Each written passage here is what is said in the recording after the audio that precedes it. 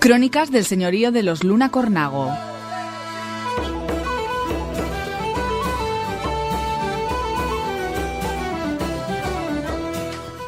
Una semana más abrimos la crónica del señorío de los Luna Cornago y una semana más tenemos la posibilidad de saludar a Angelines Mercader. Angelines, ¿qué tal? Buenas tardes.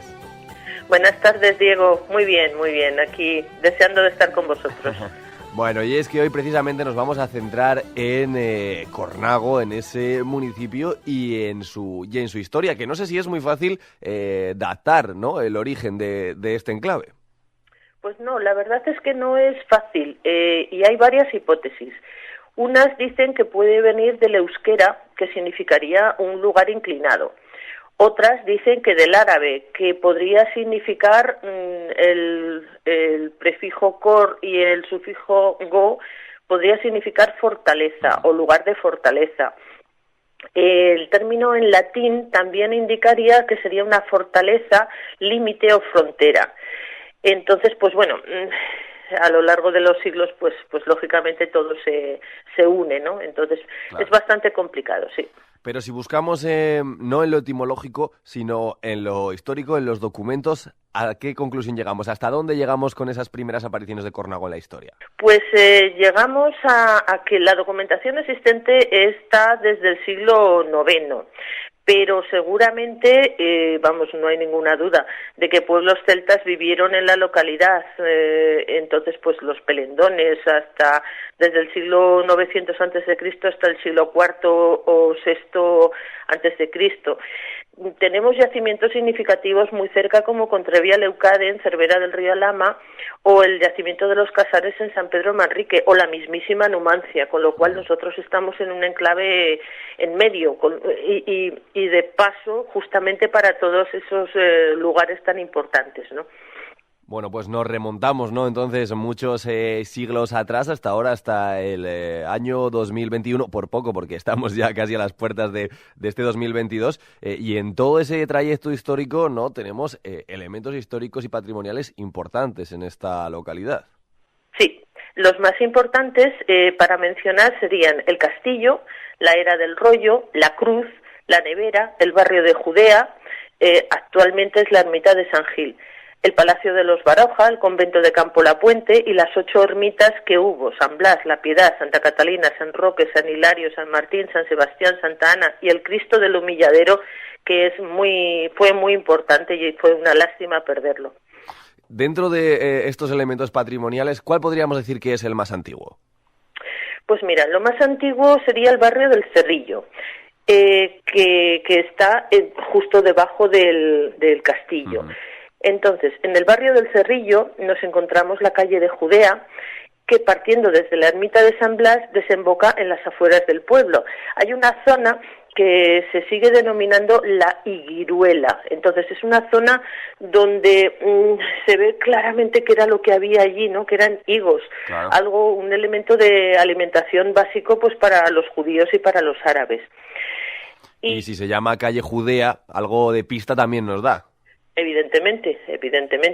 Aunque los judíos pudieron estar, hasta el siglo IX, pudieron estar extendidos un poco por todo el pueblo, luego ya, a partir de esos siglos, en la Edad Media, se les fue arrinconando hacia esa zona, y esa zona, pues lógicamente, pues estaría cerrada, pues simplemente para ellos, ¿no? Y el resto, pues bueno, los cristianos, pues ocuparían el resto del barrio del Cerrillo. No nos hagamos idea de cómo es ahora mismo Cornago hasta el Vagar, puesto que no estaba construido todo, sino simplemente lo que era la picota del pueblo. Bueno, hemos hablado del barrio del Cerrillo situado debajo del castillo. Y es que, claro, cuando uno piensa en Cornago, la primera imagen que tiene en la cabeza es ese magnífico castillo. ¿Qué podemos decir de él? Exacto, el castillo es imponente, es una fortaleza que quizás sea de finales del siglo XIII, pero estoy completamente segura, lo que pasa que falta, pues eso, poder encontrar más excavaciones de que hubo fortalezas anteriores, ¿no? La época de máximo esplendor fue con la familia de los Luna, y fue un edificio complejo con varias murallas alrededor. Y además, digamos que lo que tenemos ahora es un castillo completo, ¿no? Con las 4 torres, que nos permite ver cómo era antiguamente, porque no ha cambiado, bueno, habrá cambiado mucho a lo largo de la historia, ¿no? Pero ha permanecido. Sí, ha permanecido porque la familia Luna lo siguió manteniendo hasta prácticamente el siglo XVII, cuando ellos bajan hacia el pueblo, ¿no? A ocupar pues la actual casa de los Baroja. Entonces, ¿qué es lo que falta dentro del castillo? Pues todo su interior, puesto que nos ha quedado como el cascarón de fuera, pero faltaría todo su interior, pues la distribución de donde estaban pues todas las dependencias y tanto las nobles como las caballerizas, como todo esto, ¿no? Bueno, hablamos de defensa. Castillo es una de las palabras ligadas a este elemento, a la defensa, elementos defensivos, y otro, murallas. Cornago fue un pueblo amurallado.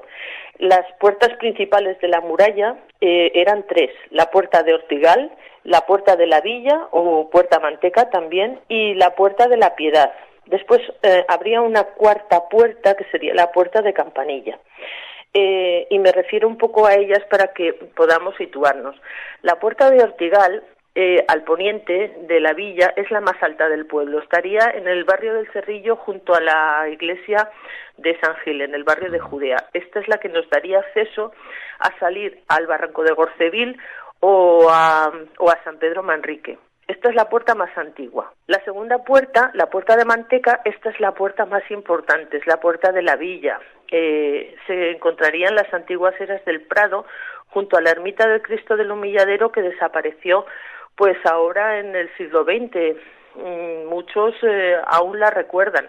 Esta puerta daba acceso al camino que conducía a las zonas de cultivo de la huerta, al convento, a Igea. La importancia histórica de esta puerta es que aquí se encontraría situado el rollo o picota, que sería el sitio de ajusticiar, pero ahora hablaremos de esto.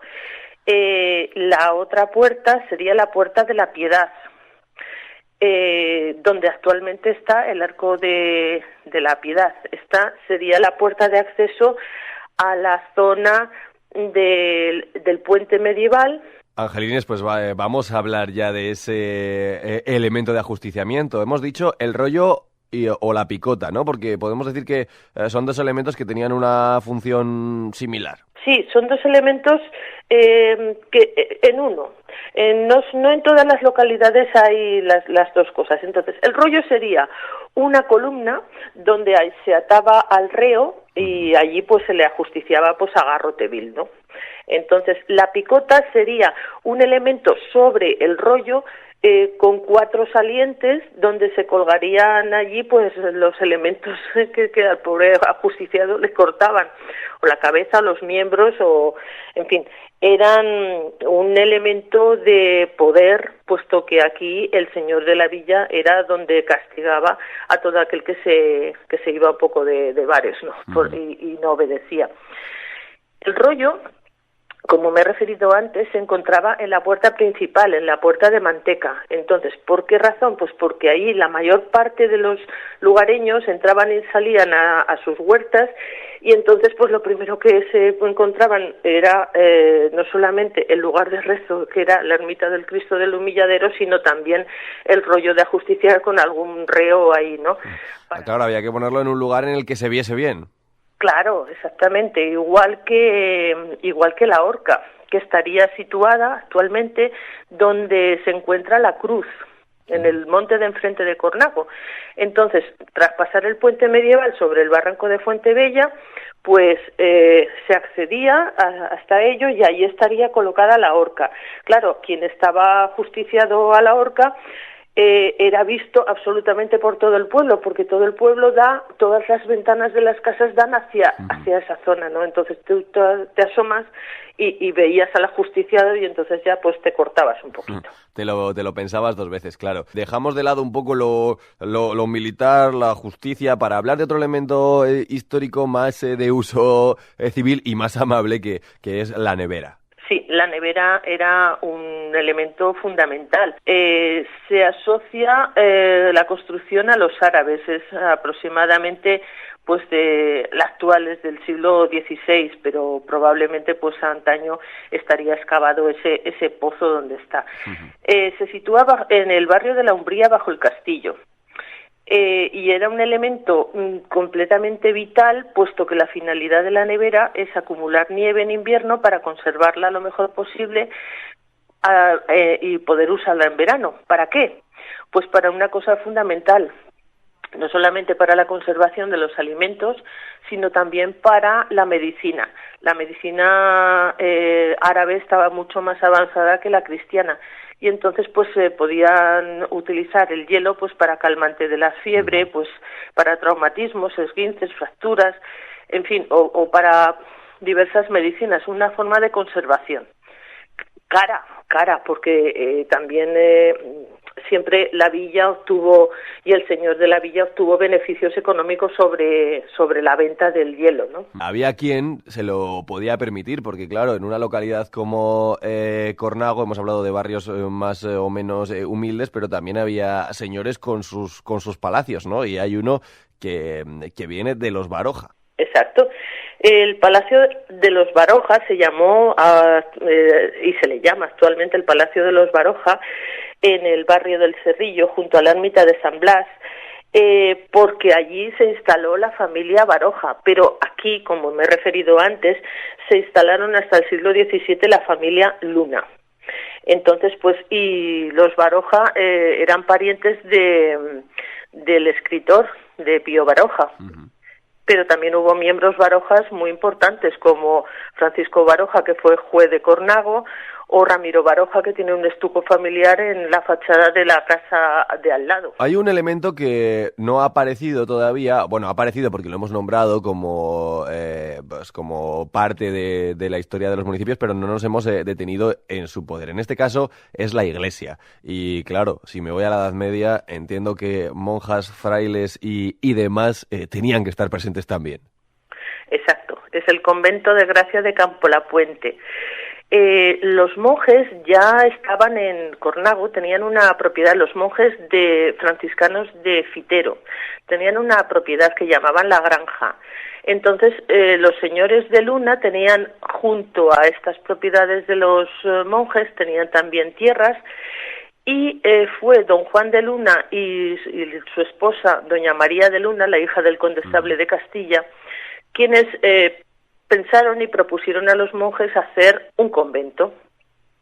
Entonces, pues los monjes accedieron y este convento se sitúa junto al río Linares, fuera de la localidad, al otro lado del río, y era pues un espacio pues muy bonito.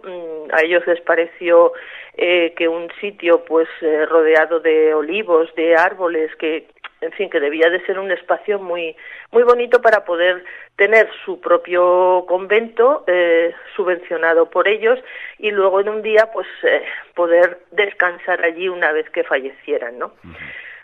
Había un día señalado para celebrar la fiesta, que era el segundo día de la Pascua de Pentecostés, o sea, lo que es el Corpus Christi. El pueblo entero acudía en procesión al convento, y por parte del concejo se repartía pan y vino a los pobres. Esta costumbre se estuvo manteniendo hasta prácticamente cuando ya en la desamortización de Mendizábal desaparecieron las órdenes religiosas. En un principio los monjes tenían una pequeña ermita en la que se encontraba la imagen de Nuestra Señora de Campolapuente. Quiero referir, pues para que la gente lo sepa, que es la actual Virgen del Rosario, la que se encuentra en el Arco de la Piedad. Entonces, esta es la Virgen más antigua. Cuando los señores de Luna fundaron ya el convento, donaron a los monjes otra imagen que sería la Virgen de Gracia, que se encuentra en la ermita de Santa Catalina.